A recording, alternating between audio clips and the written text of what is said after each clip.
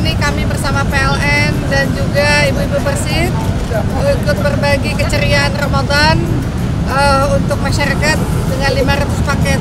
Ternyata 500 langsung ludes sekejap. Alhamdulillah, barakallah. Ya mudah-mudahan insya Allah kita bisa mendapatkan Ramadan ini, bisa mendapatkan keampunan oleh Allah SWT, bisa lahir dengan suci kembali, dan insya Allah mudah-mudahan amal ibadah kita diterima di sisi Allah.